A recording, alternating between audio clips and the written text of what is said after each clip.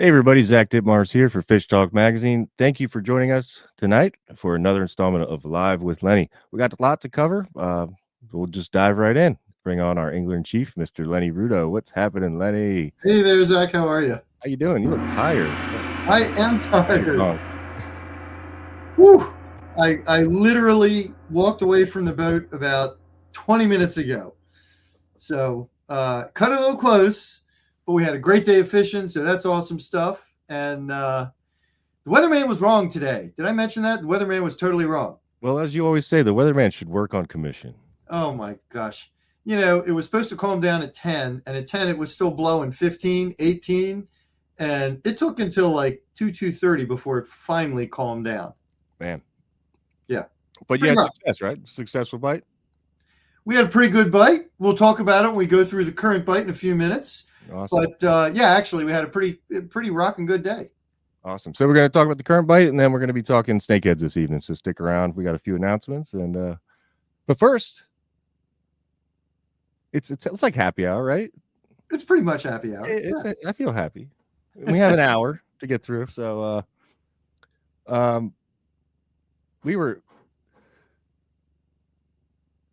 our fishing reports are now sponsored by Costa Tequila, and these generous folks over at Costa gave me a bottle of reposado.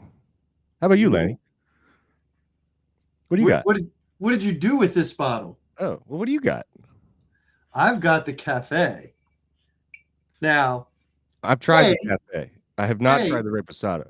I want to thank the Costa Tequila folks for sponsoring Fish Talk, but also I want to say it is very surprising stuff because I did like a taste testing of the different varieties or multiple varieties, and I really like the cafe. This is the one that gets me. It doesn't, I don't know, man. It doesn't even it feels weird calling it tequila because it tastes so unique. It tastes like espresso. If you put like cream in there, or like maybe even make a martini out of it, it would taste like an espresso martini. It's good. We were just drinking it. We were just drinking it straight, you know. Which, you know, I got the reposado, and I love margaritas. So not much of a bartender. So I got my salted rim glass here. This is a reposado with some orange liqueur, freshly squeezed lime juice. Oh my goodness! Squeezed orange juice. That's a pretty big, and a little bit of agave nectar in there. This is I don't even know what kind of glass. This is a martini glass. That's a big glass. I put 4 ounces of tequila in there. Is that too much? Oh God. I'm waiting until the show is over before I tap into the cafe. It's gonna be a fun show. Get ready. Okay, here we go. Right. So, Costa Tequila, awesome stuff. And it's if you want to try it and not buy a bottle, you can go on the website and find it. But the Boatyard Bar and Grill has a specialty cocktail. Let's go see my buddy Justin at the Boatyard, and he'll whip you one up. And also Boatyard Bar and Grill, we're just announced the Line and Dine program. If you go out fishing with a local charter captain, fishing guide, anyone who's U.S. Coast Guard licensed, 6-pack, is a charter boat decal, and the Maryland fishing guide. You can go fishing with anyone local to Annapolis, because that, you know, or anywhere for that part. Anywhere state. But you have to bring the fish, this filleted fish, the same day, signed off by the licensed captain, and the Boatyard will cook that for you. So it's called Line and Dine. Pretty cool program. There's a lot of captains right in Eastport. So head on over to Fish Talk, hit our charter page, and you can find them there. And I think that's pretty cool. You know, you go fishing and then have a premier chef prepare your meal. So yeah, finally, you know, because in Florida you can walk into a restaurant with the fish you caught, and it hasn't been possible here. But now, thanks to the program, it is. Yeah, you know, a couple years ago we did a Fish and Hunt Maryland tourism piece about all these different places you can go travel, fish, different things you catch, and we were trying to find restaurants that would do that, and no one did it, and that was just a few years ago. And it's like, really, that's crazy. I think one place would cook you snakehead, but that was the only one we found. So anyway, good stuff. I'm sorry, what'd you say? I said we're going to talk a whole lot about snakehead in a minute. Yep. So one other thing I want to point out about the Costa Tequila before we get into the CCA invasive species winners for the month is that Costa is also a CCA supporter as well. And you folks out there, if you don't know about CCA, please investigate it. Coastal Conservation Association of Maryland is, as it stands today, the one and only voice of recreational fishermen out there in Maryland. And they have a wide swath of programs that benefits us all, whether you're talking about education or habitat development. They have this whole program building reef balls. It's all really good stuff. And they're a bunch of fishermen themselves. They're fish heads, and they're really just trying to make fishing better for everybody. So I would ask everybody to join. I'm a lifetime member, and I think it's really important for us all to help support CCA to have stronger fisheries. It really is just a critical item. Speaking of which, one of the things they do is the invasive species count. And every month, if you've caught either a blue cat or a snakehead or a flathead cat, taken a picture and sent it in on iAngler in the invasive species count, you stand the chance to win some pretty cool prizes. These are really good prizes, and it costs nothing to enter. So we're going to do some winners tonight, right, Zach? Absolutely. What do we got? What do we got? I love it when we give stuff away. Farrah Morris. Ooh, man, this is a new one. HD2O cooler. Wow. Oh, it's an angle. Okay. Okay, nice. Those are sweet coolers. Farrah, you're going to be psyched. Jacob Young gets a fillet knife kit from Facebook. Nice. Who we got next? Patrick McCabe wins the HD20 cooler. That's the hard one. I think you've got one of those, right, Zach? I do. And that's actually got the aerator, I think. So it's the live bait cooler. So it works, as a cooler or I used it on my buddy's boat. We had Spot in there. They held him all day. It was awesome. Huh. Okay. Yep. Scott wins the Tochterman's tackle kit. Very nice. I don't know what's in there, Scott, but I know Tochterman's, and those are awesome folks. It's an awesome shop, and I'm sure it's going to be some very cool stuff. In the past it was a sort of a snakehead pack, so I'm not really sure. So it'll be cool. It'll be great. Yeah, it'll be perfect for tonight's topic of discussion. Tackle shop. And Jane Rigby. Jane wins the Toadfish cutting board. Congratulations, Jane. Very nice. Oh, wait, Farrah's back. Farrah's back with an Okuma-inspired fishing rod combo from Anglers. No, I think that was last month's special prize just for signing up. So just for signing up, you don't even have to catch a fish, and you're eligible to win some prizes. So we got CCA hit me up today and told us about an exciting new prize for this month. All you have to do is sign up for the invasive count for a chance to win the BP25. That's a backpack cooler. Lady, I think you have that one. Nice. I think you won that at a tournament one time. I did. Yeah. It's a nice one. So just sign up. It's free. It takes, if you have an Angler account, it takes 2 seconds. If you don't, it takes 3 seconds. So it is pretty darn easy to use. And all you got to do is you take a picture of the fish and you send it in. They just want to know where these fish are and where they're going. And if you gut the fish and expose the stomach contents, take a picture of that, you get entered again. And then that, of course, helps the scientists look at what these fish are eating. Which is an important thing to understand. And all the information that's gathered through the invasive species count is shared with the scientific community. So it provides a lot of interesting intel to those folks as they study the blue cats, the flatheads, and the snakeheads. All right. Is that all our winners for the evening? Yeah, I mean, there was 5. Oh, my goodness. All right. I think we should dive right into the current fishing because we have a lot to talk about tonight. All right. Give me slide number 1, Zach. Bring it on. This is pretty cool, people. Uh-oh. There it is. There's Dave Moore from Shark Whispers with a nice rockfish caught in the surf. People, the surf has been hot. Bottom line, it's just been happening. One of our contributors, Adam Greenberg, he went down to Chesapeake, fished in the blasting 25-knot winds we had earlier this week, and still caught a couple of black drum, a bunch of flounder. We have had a bunch of other reports of people catching flounder in the surf, Assateague up and down the island has been fantastic. We've also started getting reports of big bluefish coming in. So if you got the chance to run down to the beach, now is an excellent time to do it. The drum and the rockfish that I've been hearing about have been caught on the kind of what I would call the standard drum bait, a piece of fish bites clam flavor with sand fleas on it. So you take your hook, you put on the chunk of fish bites, then you take sand fleas, you stick them on, one or two depending on how big they are. Chuck that one out there, let it go. The rockfish love it, the drum love it. Really, really good all around bait. If you want to target those big bluefish in specific, I would add some cut fish into the mix. You know, you could put on some mullet, you could put on some spot, something like that, some bunker. Bunker's a little tough in the surf because it gets roughed up pretty easy and tends to fall apart. But cut fish is going to be a real good one for the bluefish. And if you want to catch the flounder, the way a lot of guys have been doing it with a lot of success recently is throwing double bucktail rigs. And they take a gulp curly tail, put it on the back of the bucktails, chuck that guy out, just kind of hop it along the bottom. Highly effective. All right. Now, inside of the coastal bays, go ahead to the next slide, if you would please, Zach.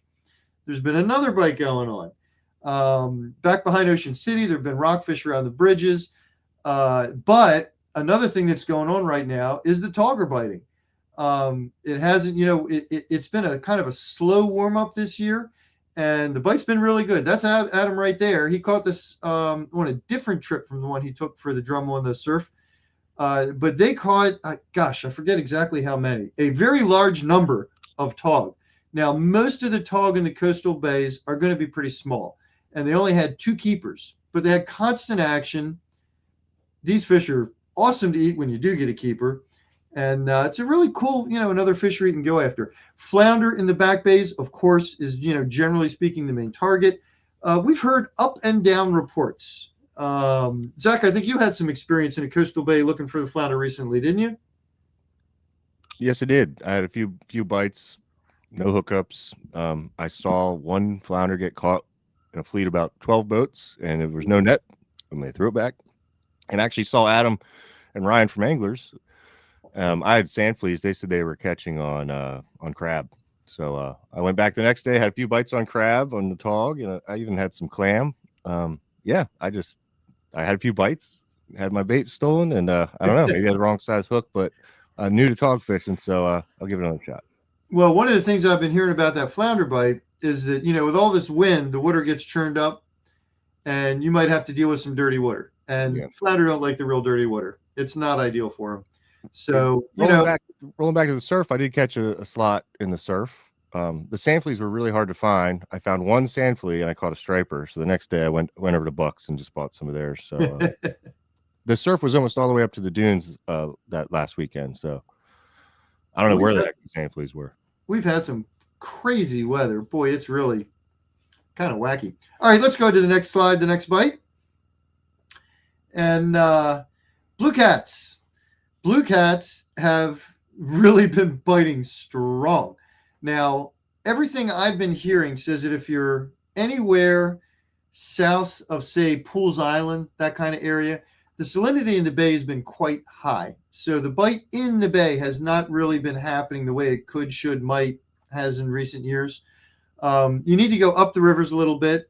But when you go up the rivers and you hit that area where the salinity drops way down, that's where these fish are going to be. They're hitting really well. On Sunday, we went over to Anglers for the Catfish for Kids contest, and we hung out there. And despite the fact that it was blowing 20, 25 on Sunday, and I was supposed to be one of the captains, and we had to, all the boats had to just cancel. It was impossible. But despite all that wind, there were some folks who had trailer boats up the rivers, and they had gone to sheltered areas that were much more fresh water, and they did quite well. I think the top boat, was it 33? I think it was 33 fish, and then there was 25 and 19. There were some pretty big numbers being posted. So the blue cats are a great option right now. Whichever river you happen to nearby, you can pretty much bet they're there. Just go up enough that you get past the saltier areas, and you really should have no problem catching these fish. All right, let's go to the next bite, or the next slide. and the next bite. So this is Dave. He was kayak trolling in South Anne Arundel County waters. Had a phenomenal day. I want to say I think this was from late last week.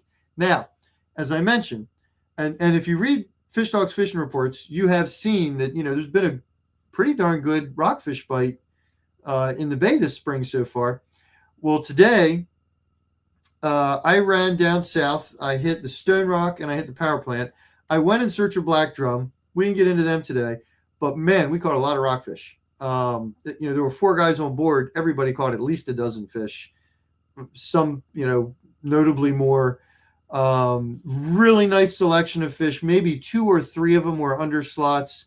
Most of them were in the slot. A lot of them were over the slot. We caught fish up to maybe 27, 28 inches. Really beautiful fish.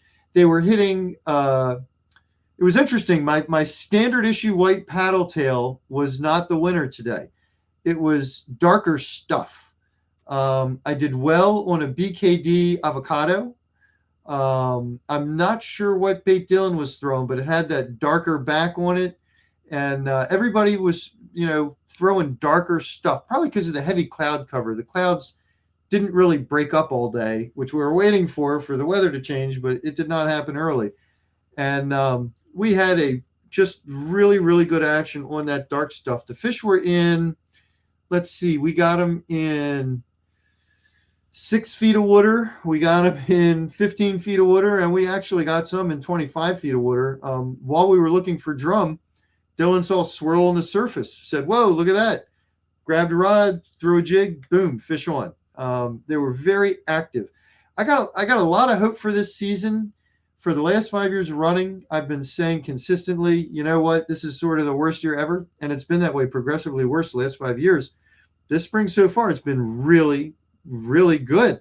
There have been a ton of fish up at Poplar Island. That's been a fantastic hot spot. They've been down by the chop tank. Of course, you got to release in the rivers right now, right? You got to be in the main stem bay to keep.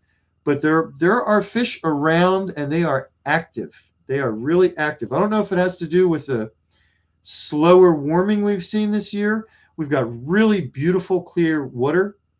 When we were at the Stone Rock, and that fish swirled, and I cast out and brought that jig back, and the fish hit it.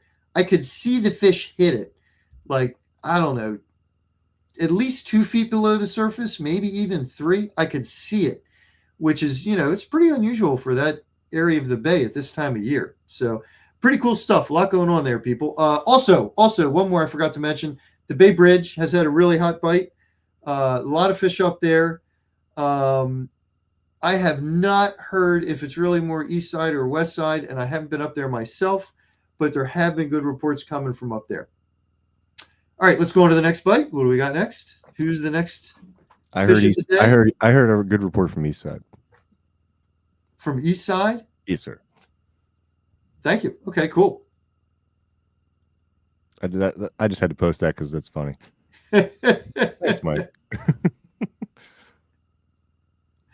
The black drum. So for years, I used to love going for black drum in the springtime. It was a late May, early June kind of thing. They disappeared. Last year, we kind of rediscovered them. So far this year, I've only caught 3. That's in 2 trips. But when they're fish like this, hey, I'm happy with a fish or 2 a day. I mean, they are just honking big, ginormous fish. This one took 2 of us to lift back over the side, and it broke my net. But they're super cool fish. They are back in the middle bay. The 3 that I got were not last week. Last week, a combination of wind and work kept me off the water pretty much all week. They were late the week before, so they got here pretty darn early. They were here in April. We definitely saw some today, no question about it. Had one bite that didn't come tight. It was very, very difficult to search for them today because the wind was honking. It was supposed to shut down at 10. It did not. We're dealing with a 15, 18 knot wind. You can find the fish on the meter, but these fish, the best way to do it is to find them on the meter and then stop and either drift over them or spot lock right on top of them and keep that bait right in front of their face. And it just wasn't doable. In fact, several of the areas I wanted to look today, I couldn't even go there and look. It was just impossible. The wind didn't calm down till, I don't know, I want to say maybe 2 o'clock. And, we kind of focused on catching rockfish until it got to be where we could at least look for the drum. When it got that way, we had very limited time, but we did spot them. Saw some beautiful marks at the Stone Rock today. Just gorgeous. I can't swear to you people that you'll catch them there if you go tomorrow. I can't swear to you that what we saw was drum. But I can tell you one thing. I believe strongly enough that tomorrow morning I will be launching the boat and I will be going directly back there to look for those fish. You want to use a crab bait.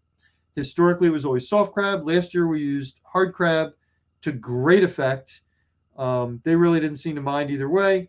So if you want to catch a really special fish, these are truly special fish, people.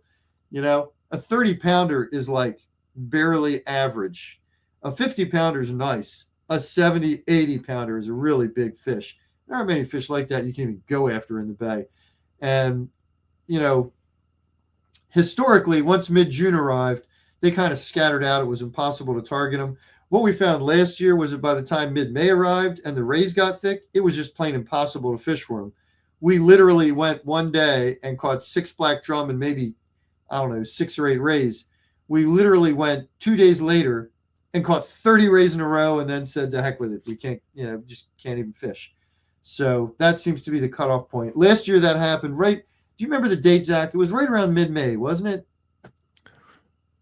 It was like, exactly. It was this, we were participating in the Smith Island tournament. Yeah, it was a Smith Island tournament, so right at the same time. May 15th-ish. That's a lot of coffee tequila you got in that glass. And once they were there, that was it. Like, it was done. All right. Well, we had one day a drum, one day a raise. It was like, yeah, it was crazy. It was like a complete 180-degree. You're done.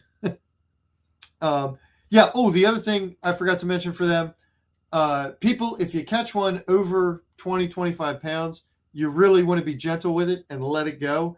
The bigger fish have worms in them and they're kind of icky. You can cut them out. The meat's still not nearly as good as the small fish. If you catch a 10, 15 pounder, maybe up to 20 pounds, they're fantastic. They taste just like redfish. They really do. They're awesome.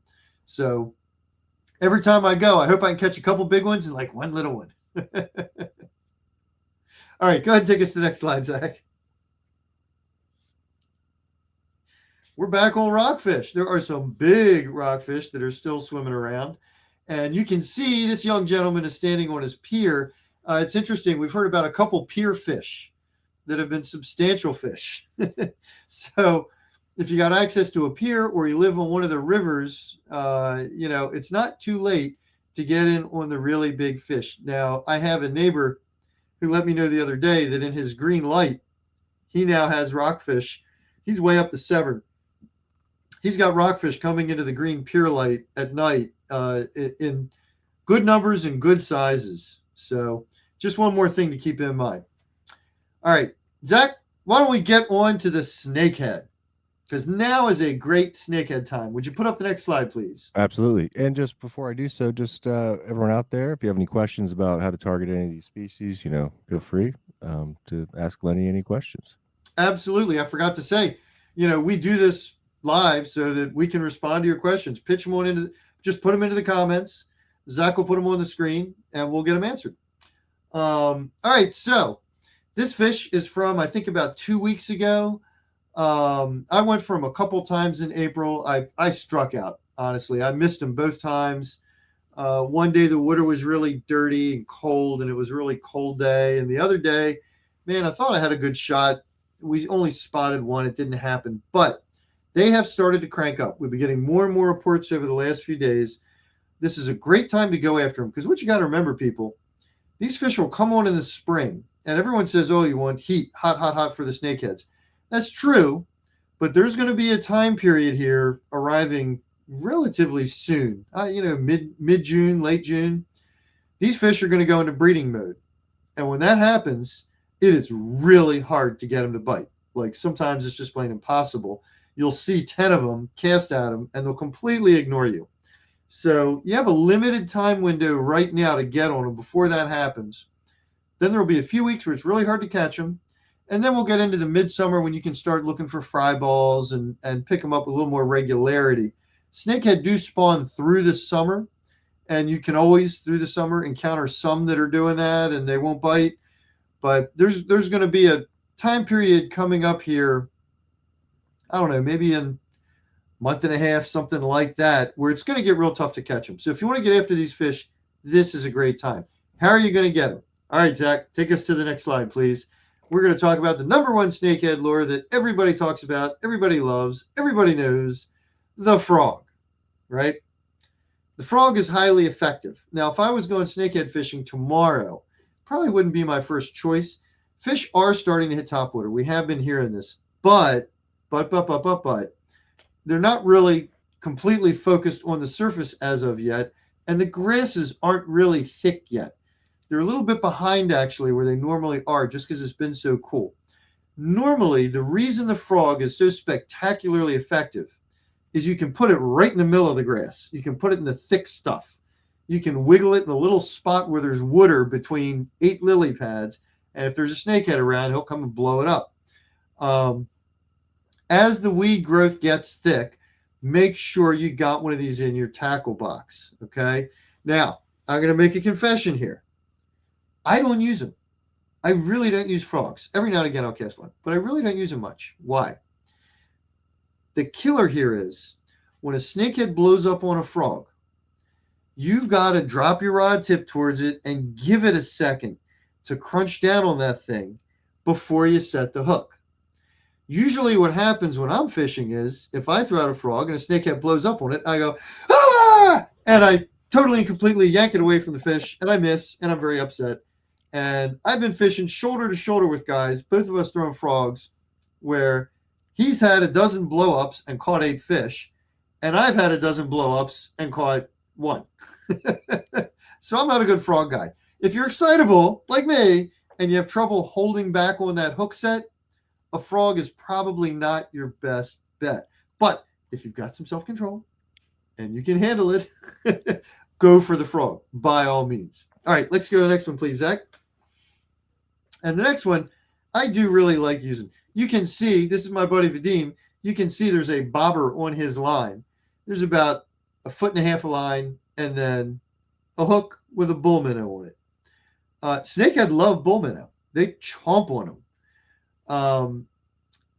This is a highly effective way to catch these fish. There's really, there's not even a whole lot to talk about with it because it's pretty simple. You just put the minnow, lip hook it on the hook, cast it out there on the bobber. You want to get it kind of on the edge of the weeds. You can see we're up against weeds right here, and we were casting to the edge. And pretty much if a snakehead sees a minnow, usually it's going to chomp on it. There are exceptions, like when they're spawning. Or if you spook them, if they see you, they can be really cagey fish. But as a general rule of thumb, a simple old bull minnow is just a really good way to tempt them into biting. All right, go to the next one if you would, please, Zach. Hopefully you can see the blow up in the lower right here. That is a small spinnerbait. That's actually a perch pounder, which is a very common spinnerbait used for white perch, right? I love throwing them in areas where there are snakeheads, white perch, bass, crappie. Kind of everything will hit this. And the snakeheads, they love them. They'll obliterate them. Again, you can see I'm up against the edge of the weeds here, and I was casting parallel to the edges and bringing it back.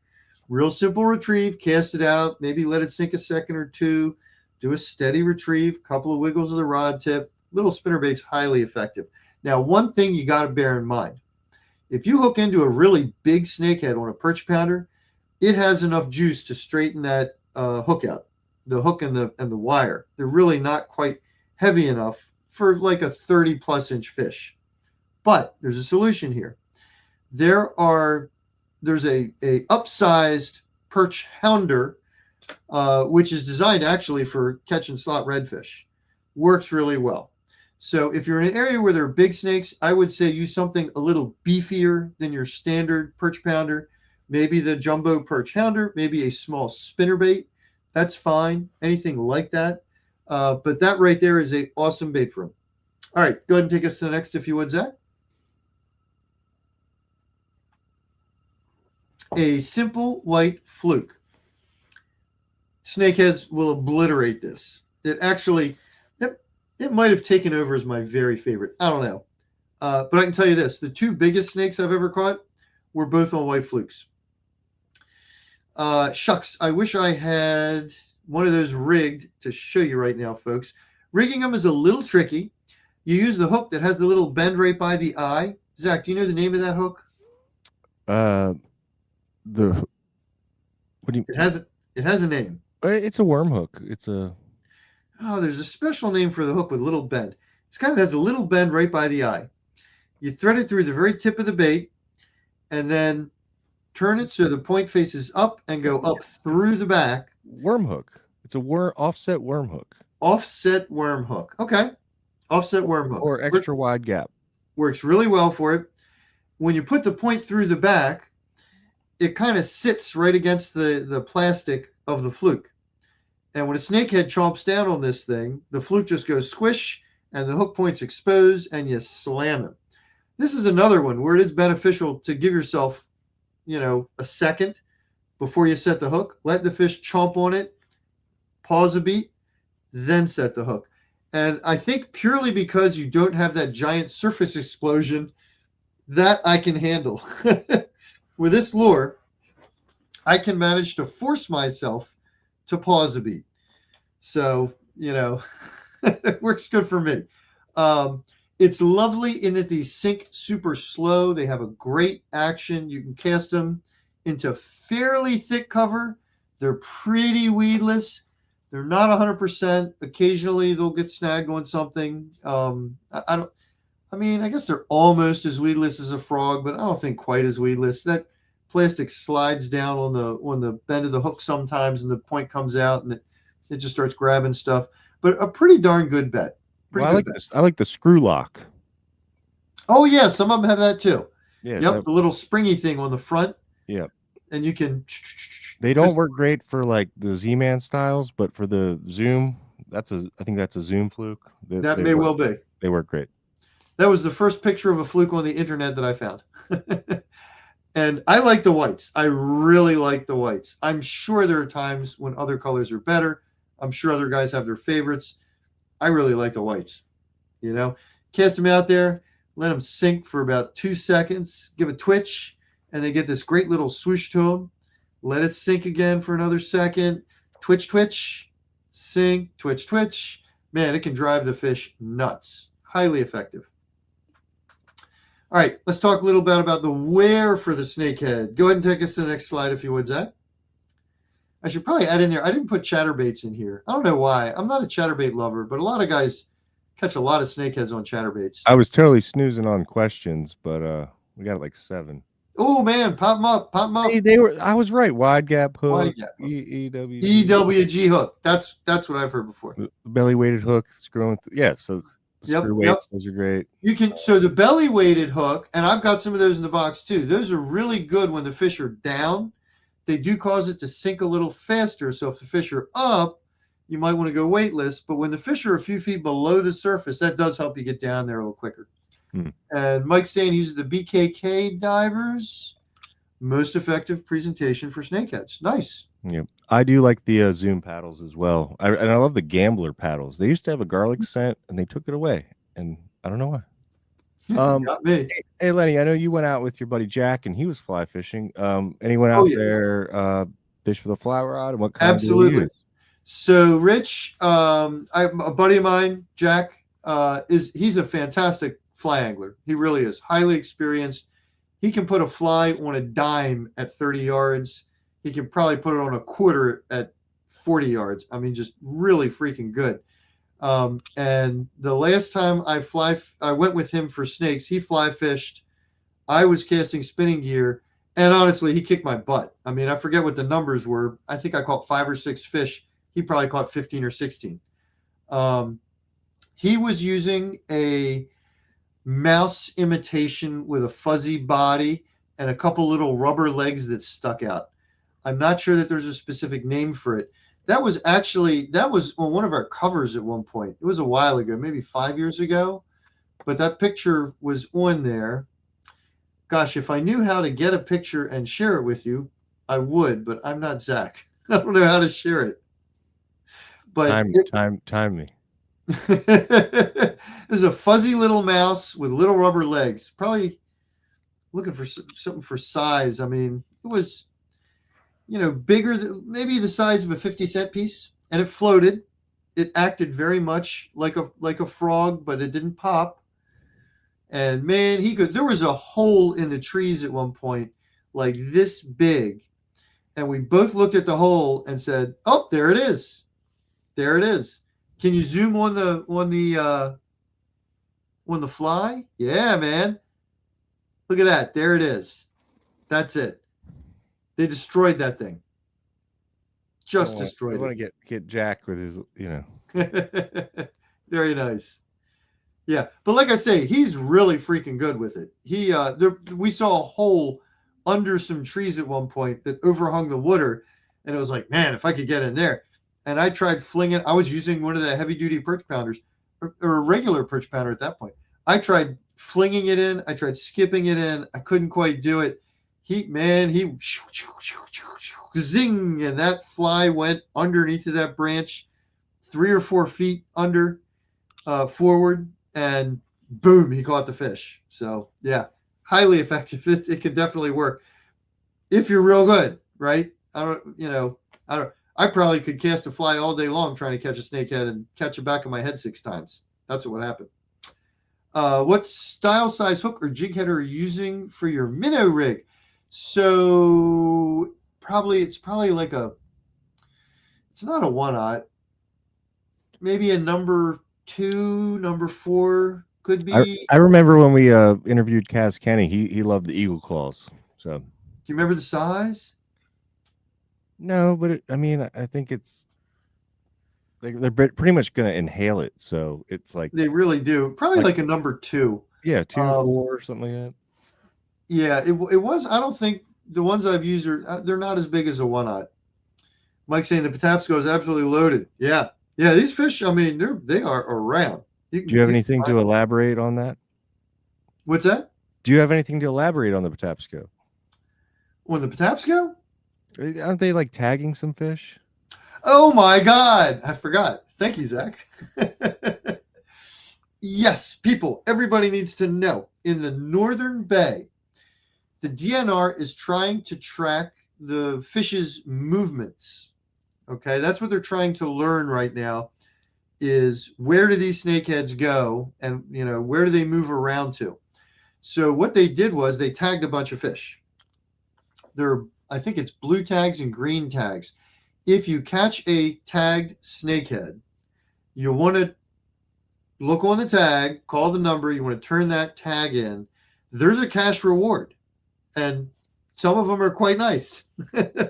Some of them are pretty hefty. The different colors are different amounts of money, and I forget the specifics, but the bottom line is you put a surprising amount of money in your pocket if you catch these tags. And more importantly than that, you're helping them figure out where did that fish go after it was tagged. And it's not like they don't particularly want to catch these fish and then release them, but they really need to figure out how they migrate's the wrong word, but sort of how they move from river to river and where they're going. And by tagging them in a specific location, and then people catch the fish 6 months, 8 months, a year later, or whatever, they can figure out where did that fish start, where did it go. So it's helpful to the scientists, to the DNR, and on top of that, you can get some cash. So look for those tags. I believe they've been done. At least the vast majority are like the upper bay, like call it the Patapsco and up. I'm not sure exactly where they started and where they finished, but it's up in those zones. And I think the program may well expand. So bottom line, wherever you are, if you catch a tagged snakehead, keep that tag. Yeah, I'm seeing that you get $10 for a yellow tag and $200 for a blue tag. 200. And it says they were tagged up in the gunpowder, upper Chesapeake tribs, Mattawoman, Nanjemoy. So Oh, down in Mattawoman and Angemoy it too. sounds like Okay. they're all over. So Okay. yeah, it sounds like this program's been going on for a few years, so they got to be out there. These Tell you fish what, get 200 smart. bucks, $200 for a tag. I'm looking for the tag. Mike's saying if you fish by land for the Patapsco, the Southwest Area Park has good, what does that say? Good ops for snakehead. You can also do lunchtime. Oh, cool. Awesome. Thank you, Mike. Nice. And the Patapsco, the Patapsco blows my mind. It is such a productive river, and it's basically Baltimore. It's like these fish are going to Baltimore. What are they doing? The Patapsco's had the hottest rockfish bite in the summertime for, I don't know, 5 out of the last 6 years. It's wild. I guess rockfish like going to Baltimore. I don't know, but it's pretty cool. There's a ton of structure, lots and lots of stuff. And I got to say, back in the day, I mean, I grew up in Baltimore, right? So I'm quite familiar with the Patapsco. Back in the day, you caught fish in the Patapsco. It's always held fish, even when it was pretty skunky water, which it's a lot better now, like a whole lot better. But even back then, there were always fish in the river. Pretty crazy. Back to the where to. Yes, ready for the next slide. Here we go. Okay. So, Zach, can you move me because I'm covering the date? Oh, shucks. Now it's little. I don't want my name to cover the date. Now you're invisible. There we go. Okay. So, if you look at this, folks, you'll see at the top it says May 1. If you look at the bottom, it says June 27. What's the difference there? Weed growth. The area where you see the weeds, that is all super shallow water at high tide. At high tide, it's like ankle deep. At low tide, it's mud. And this is on the upper Patuxent, by the way. This is Jug Bay, which is a great snakehead zone. On May 1, the weed isn't up yet. By the end of June, there's lots and lots of weed. One of the things you want to look for here is if you see the duck blind kind of down near the bottom, a little bit to the right of center, you can see that to the left of that, where there's weed growth, there's like a little pocket that's formed. And if I remember right, I think that's the exact pocket that earlier picture we saw of Vadim with the snakehead caught on the minnow. I think that's exactly where it was. Before the weed grows, it can be really hard to identify these areas. But once the weed is up, when you see something like this, you've got a little kind of a mini channel going through the mud where the flats, the weedy flats, drain off.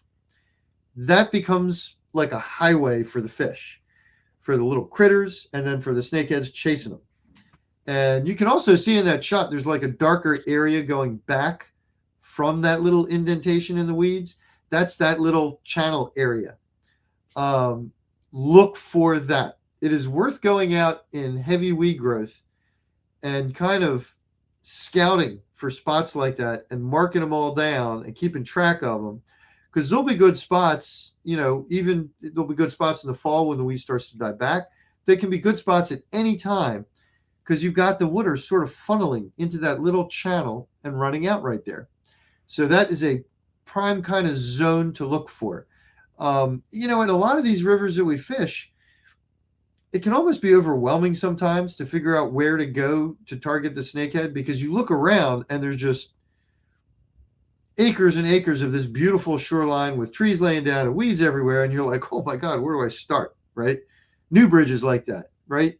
You launch a New Bridge, you go 10 feet from the boat ramp and you're like, this looks great. And then you go 10 yards and you go, this looks great too. And then you go a mile and you go, this all looks great. And you really got to look for these tiny little things like this little indentation in the weeds, that little notch, these tiny little indicators that are sort of tells as to where those fish are going to be hanging out. All right, go ahead and take us to the next slide if you would, please, Zach. So here, can you make that big? Make that a biggie. So here, this is another one. If you look at the lower left, you can see there's like a little notch in the shoreline where there's not tree cover. This is also way up the Patuxent. This is actually north of Jug Bay. So you got the little area on the lower left where you can see there's water going in on the shoreline there. That's good. And then you look on the far right and you can see there's a tree laying down in the water. Okay, that's good too. Now there's this sort of light color area running from the left to the right where the little notch in the shoreline is, going to the tree. That's magic. Because what you got right there is you've got one of those little channels coming out of the shore. Now, it's not in weeds. It's actually going into the shore right there. There's no real flow there, but there's tidal flow. So when the tide is up, that fills with water. When the tide is down, it drains. As it drains, it makes a little bit of a current there that swings around and goes down and hits that tree. Man, that is like a primo snakehead condo right there. Totally awesome spot. It's going to be tough to spot this, right? It's going to be tough to find it, but this is exactly the kind of thing you want to look for. Can be really, really good. Now, you might go here and you might catch absolutely no fish and go, well, that spot looked great, but it's not. What's going on? This particular spot, to the right, you're going downriver. To the left, you're going upriver. This particular spot is good on an outgoing tide. That's what you need right here, because that's when the water's flowing out of there and then coming down the shoreline and hitting that tree. If you go here on an incoming tide, might you catch a snakehead on that tree? Sure, you might, but it's not like that ideal condition. So what you really want here is that outgoing tide. And snakeheads do play the tide. They do change their ways. They change their behavior, their feeding patterns. Just like other fish, if you're in a tidal area, they absolutely do change up on it.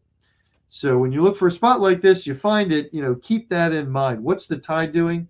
What is that effect going to be? All right, why don't you go ahead and take us to the next one, please, Zach? Now here,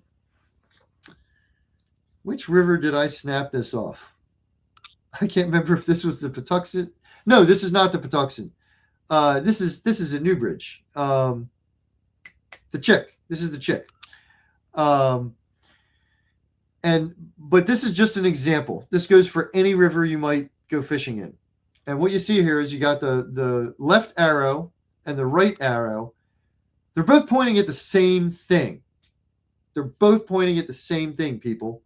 And if you look at this, you might realize, hey, they're pointing to spots where the river squeezes. Any area you have flowing water, when you have a squeeze like that, it accelerates the current. That's always going to be a spot to check out. It's not saying it's always going to be great, but it's always going to be a spot to check out. And often it will be, one of your better areas. The spot on the right, I have actually had good luck on bass and white perch. Never really snakehead, but there are fish there. The spot on the left, I've had really good luck on snakehead. Really good luck. In fact, that's the kind of the general zone where that snakehead Jack caught on the fly came from. It was actually a little farther downriver, but kind of that same little zone right there. So anytime you find a squeeze like this, immediately check that out. And it's a really good idea before you go to a river like this, look at it on Google Earth. Look for spots like this squeeze. This shoreline, the upper shoreline of this river in that big long bend in between the two arrows is a great example of what I was talking about before. It all looks fantastic. You want to cast every inch of it. You're dying to. And if you do, you'll catch some fish, but it's not where they're concentrated, and you probably won't catch as many as if you fished that same shoreline right where that squeeze is, in those squeezes or in areas where you've got the little creek coming out and flowing. You really boost your chances of finding fish in areas like this. All right. Zach, do we have any questions at this point? We do not. No questions. People, throw your questions up. We have run through our slides. One other thing I want to mention is that the reports that we've had from snakeheads recently that have been good have been from the eastern shore. I haven't heard so many from the western shore. We've heard one or two. We've heard a couple, but there has, it does seem like there's been more action on the east side recently. That can change. At this point, the west side really, I got to say, a lot of places are just as good as a lot of places on the east side. And then they've also made their way into the mill ponds, areas like that. A lot of the lakes, they're kind of everywhere. It's kind of like name a place where there aren't any snakeheads at this point, right? These are awesome eating fish too. If you catch one of these fish, take it home and eat it, people. We certainly don't want to promote releasing them. They are an invasive species. They do have an impact. Doesn't seem to be a horrible impact. It's certainly not on the level of the blue cats. The blue catfish as an invasive species really seems to be far more threatening. The snakeheads on the western shore really seem to have adapted and kind of settled into the environment just fine. On the eastern shore, they've maybe been a little too fine. There have been some studies on the Blackwater in specific, which have documented declines in other species, including white perch, including crappie. Some people are going to say they love the snakeheads more anyway, and, to each their own. But, yeah, there is an impact. So you do want to keep that in mind. When you catch a snakehead, remember, people, sign up for the Great Invasive Species Catch on iAngler. Take that picture, upload it. You could win a prize. You could win a pretty cool prize. I mean, shoot, look at what we had today. We had multiple coolers. We had the fillet kit. We had the cutting board. There's a lot of cool stuff. The tackle pack from Tockerman's. Yes. The Akuma rod from Anglers. I mean, yeah, it's awesome. And it's free. This is all free, people. It's all free. And it's kind of fun. It also gives you sort of a fishing journal as well. You can look back at your log as well, and yep, kind of cool. They pretty much keep an archive of all the it's on Angler, so it's pretty cool. Now, me personally, I've caught snakeheads. First off, I targeted the Potomac, so Charles County. Caught tons in Charles County. That was 10, 12 years ago when I really started going after it. Then the next one was Baltimore County in Gunpowder Falls, and they're now in Loch Raven, allegedly. And then the next one, and then of course Dorchester County, Blackwater, and all that stuff. You're the one that turned me onto that. Yeah. The last one I caught, which I've not really targeted snakeheads recently, was Kent County. So I've caught snakeheads in 4 counties. Maybe that's a goal. Maybe that's it. If you some great invasive county, catch a snakehead in every county in the state of Maryland. Have you caught one in Anne Arundel County? That is what I was getting at. Because I think you should, just as an example to everybody to know how tough these fish can be, tell them what happened to you last year in Anne Arundel County waters. Yeah, I targeted this one cove where I visually was sight casting a snakehead, and it literally came up to my frog and just stared at it long enough for me to pull out my camera and take a picture of it. And I wish I should have pulled that and put it up, because it was just nuts. It just was inspecting the lure. And then so I was like, I'm gonna go catch some minnows at the pier. So the next day I took out a 10-man floating jig. If you guys haven't tried those, they're great for multiple things, including catfish, flounder. And I'm like, I'm just gonna rig a 10-man floater with a minnow and kind of throw it as a topwater. And the fish came up and just started tapping the minnow. Same fish, right? I mean, same place, same allegedly. size. I mean, yeah. I mean, they are kind of territorial, I think. And then it just wouldn't bite. So I grabbed the other rod, threw it through a frog. I think it was a high octane Frogzilla. That's really good bait. And then it just went over and started tapping at that. And I'm just like, what the hell? And then the next day, I told my friend, and he went and he actually caught it. And he's a catch and release guy, so it's probably still in there. So anyway, that's a local creek in Annapolis. They are literally everywhere. But I have found these Anne Arundel fish to be incredibly challenging to catch. We have abundance of minnows and forage fish, and that could be the reason why. I have caught one Anne Arundel County snakehead. Does that count? Oh yeah, it counts. It's an invasive species. I can do whatever I want. I caught it by snagging it. It would not eat. And I was like, well, it's an invasive species. And I just cast past it and then got it. Yep. That's exactly what Kaz Kenny told us to do. Just he was very tasty. But no, the 2 minnows on the hook. Remember, Kaz told us that was a trick. Oh, Doug, put 2 minutes on the hook. Yeah. I was actually doing that for pickerel this winter, and it was working pretty good too. I guess it worked too good, huh? Mike says the waters of Magathie have a lot of snakehead. Yeah, I've heard that as well. Yeah, great habitat. So I'm gonna try something new this year, and some people might not like it, but stay tuned for some cool fish talk videos regarding snakehead. Oh my. What? Yeah, you'll see. Okay. Come on, you know what we're talking about. It involves nights and lights. Oh, yes. So yeah. Well, thank you everyone for tuning in, and thank you, Costa Tequila. That's a little blurred out. Yep. See, I'm see, saying all the haters are already coming out about bow fishing. that didn't take long.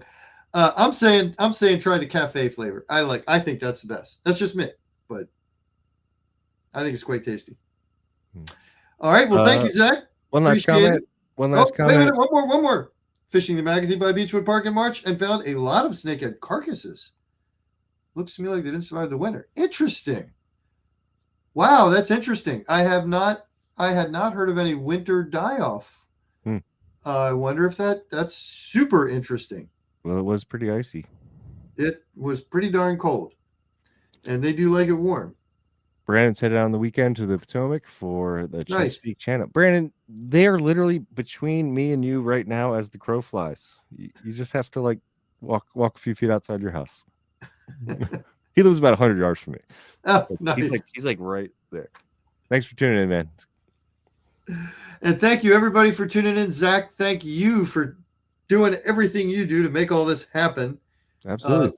Lord knows if it was up to me, it wouldn't happen. Like if I had to take care of all the tech stuff, just forget about it. So thank you. I would do this every night if we could, I will see you guys next month, first Thursday of the month.